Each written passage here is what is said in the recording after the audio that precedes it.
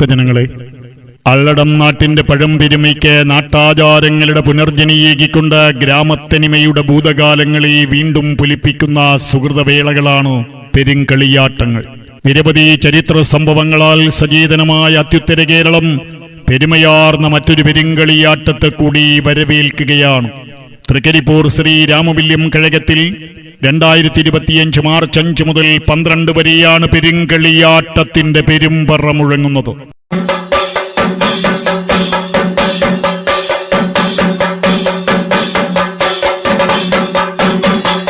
ഭക്തജനങ്ങളെ, ഐക്യത്തിന്റെയും മതേതരത്വത്തിന്റെയും സന്ദേശവുമായി 25 ആണ്ടുകൾക്ക് ശേഷം തൃക്കരിപ്പൂർ ശ്രീ രാമവില്യം കഴകം വീണ്ടും ഒരു പെരുങ്കളിയാട്ടത്തെ വരവേൽക്കുകയാണ്.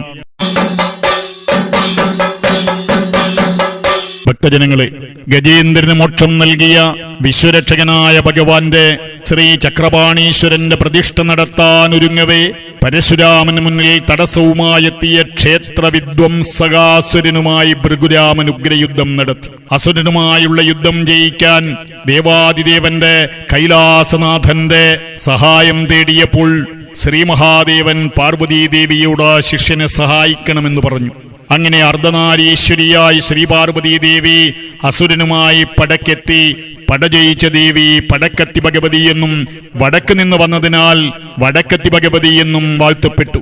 ചക്രപാണീശ്വര പ്രതിഷ്ഠയ്ക്ക് ശേഷം ആദിപരമ്പൊരുളായ ദേവിക്ക് കൽപ്പിച്ചു നൽകിയ സ്ഥാനമാണ് രാമൻ വില്ലുചാരിയയിടം എന്നറിയപ്പെടുന്ന തൃക്കരിപ്പൂർ ശ്രീ രാമവില്യം കഴകം.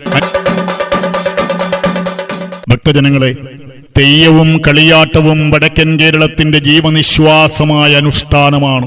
ഭക്തിക്കും വിശ്വാസത്തിനുമൊപ്പം ഒരു ജനതയുടെ നിലനിൽപ്പിനും പ്രതിരോധത്തിനും കാരണമായ അനുഷ്ഠാനമായതുകൊണ്ടാണ് തെയ്യം നമ്മുടെ ജീവിതത്തിന്റെ ഒരു അവിഭാജ്യ ഘടകമായി തീർന്നത്. കുടിക്കുന്ന തുകലിനും കുടിക്കുന്ന കഞ്ഞിക്കും തൊട്ടിലാട്ടത്തിനും താലോലത്തിനും വിഘ്നം വരുത്താതെ കാത്തിരക്ഷിക്കുന്ന തെയ്യങ്ങളുടെ കാവലും കരുത്തുമാണ് ഉത്തര കേരളീയ ജീവിതങ്ങളെ തളരാതെ പതറാതെ കാലിടറാതെ മുന്നോട്ടു പോകാൻ പ്രേരകമാകുന്നത്. സൗഹൃദത്തിന്റെ താളമേളങ്ങൾ കൊണ്ട് ആരവഭരിതമായ ഉത്സവമാണ് പെരുങ്കളിയാട്ടം.